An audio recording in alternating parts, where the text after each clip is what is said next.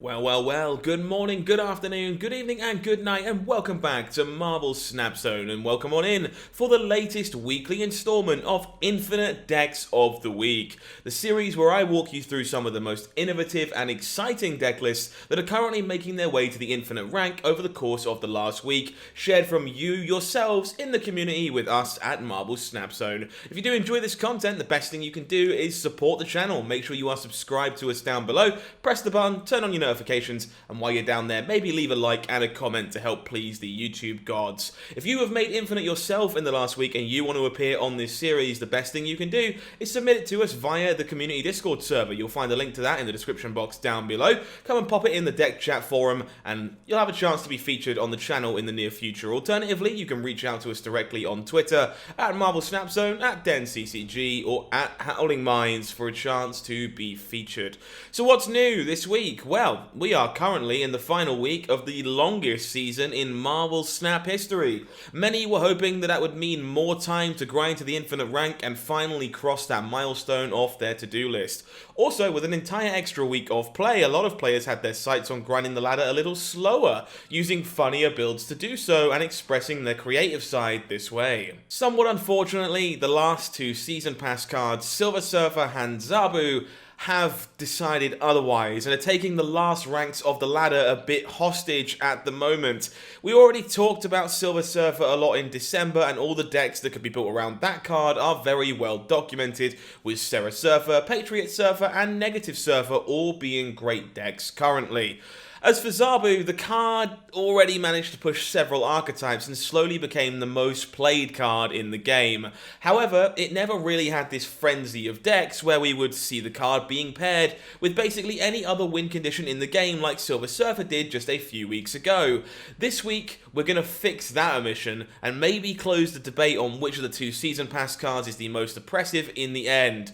Long story short, it's really close, and today's deck lists are going to show you just why that is. First of all, why pick between the two? Zabu plus Surfer is a viable strategy in Marvel Snap. Sean messaged Den directly on Twitter to share this Infinite rank deck list alongside this message.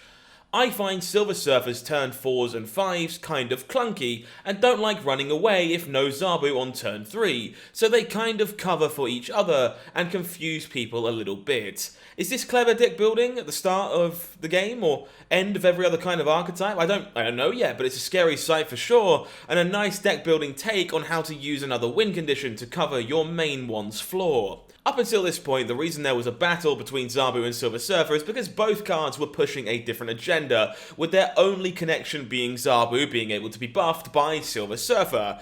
I've seen several mixes in the past, but decks always feel more like Silver Surfer builds with Zabu slotted in, not something balanced like what we have here. In this list, Silver Surfer finds 4 potential targets, and Zabu has 5 cards to reduce.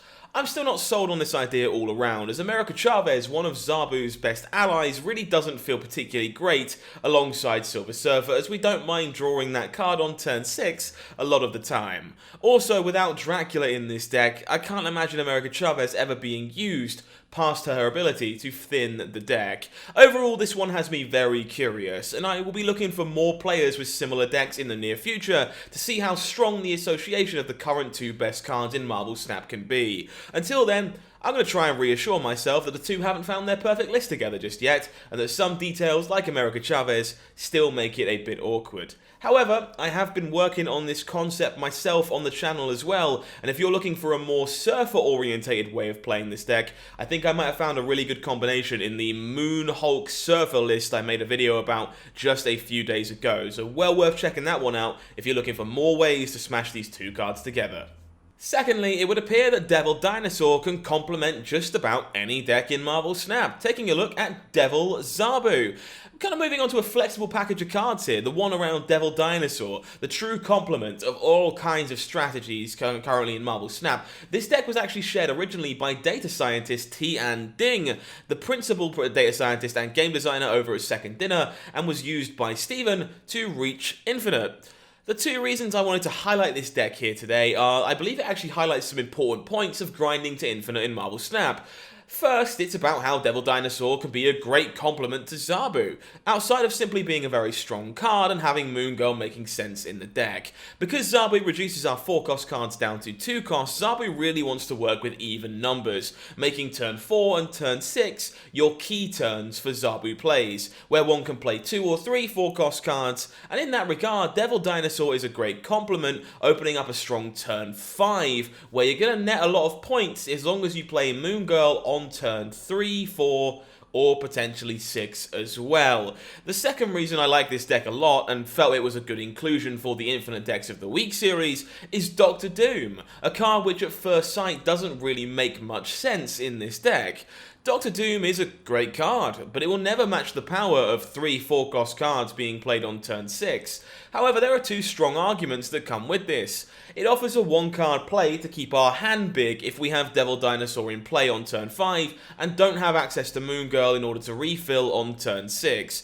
It also allows playing in otherwise unreachable locations, something that Zabu typically struggles with, as only Omega Red in the 4-cost card slot can really help with that play pattern. I don't think this is going to take over from the current juggernaut of decks that are Zabu Darkhawk or Zabu Dracula. Nevertheless, the card is really strong, and the card can afford to not have all of its decks built around the simple equation of draw Zabu and snap or retreat like some of the others. 4 to 6 cost cards benefit from Zabu, and you can have a few of those and have that be enough in order for a deck to be performing, while leaving about half of the deck to take care of bringing flexibility to the deck overall.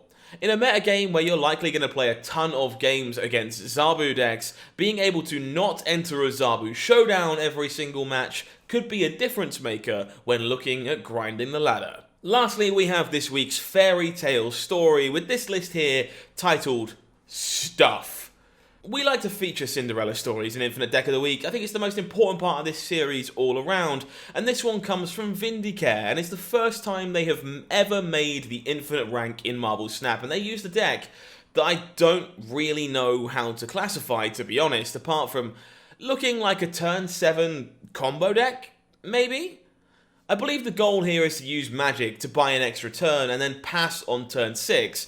This way we have She-Hulk reduced to a 0-cost card and able to be played alongside the Infinite for a big gain on several lanes. Psylocke on turn 4 can also enable this combo, as you'll be able to pass for 6 energy on turn 5 and go for She-Hulk plus Infinite on turn number 6. The rest of the deck does seem very tempo-orientated, with cheap and annoying cards such as Iceman, Korg, Armor, and Cosmo in order to derail the opponent's plan. It's then rounded out by Ant-Man, I'm guessing mostly for points, and America Chavez for reliability of drawing magic or Psylocke at the right time. Let's answer the big question that people are going to ask me about this one. Can this really compete with Zabu and Silver Surfer and grind its way to Infinite if I'm facing mostly those 2 cards? Well, first, someone did, apparently. Then, I believe the key component is being able to surprise your opponent with a very niche combo, while you will know almost exactly what to expect from your opponent. I wouldn't be surprised if this deck drew several completely misinformed snaps from the opponent, and then were heavily punished for it as a result. So even if Zabu is taking over the Marvel Snap ladder right now, I'm still really happy to find gems like this one every week to feature in this video. To question everyone's assumptions of Snap right now, I think it's safe to say that no one would blink if Zabu was slightly nerfed alongside Silver Surfer. I don't necessarily think that's going to happen just yet, but we are already in the territory of an abusive card, both in terms of popularity and results. Alongside Silver Surfer, both of these cards represent more than 50% of the field of play around the Infinite rank, both below and above it. We know a big patch is coming on January 31st, as the battle mode is going to release, and some other cards will drop from Series 4 and 5 to the one below. There are no confirmation of whether there will be balance changes alongside that new feature, but I think most of the community is pretty warm to it and would welcome it with open arms right now. Indeed, even if there are some players who manage to find a way to surprise the opponents, just like Vindicare did this week, the numbers around both Season Pass cards are starting to be a bit alarming, to say the least. We'll make sure to keep you posted on everything that might happen in the metagame over the course of the week, so make sure you are staying tuned to the team here at Marvel Snap Zone for more information as it becomes available. Until then, you can of course find the entire Marvel Snap Zone team in the community Discord server, or myself directly over on Twitter at HowlingMines. But until next time, I have been HowlingMines, you've been amazing, and this has been Infinite Decks of the Week. Take care, have a good one.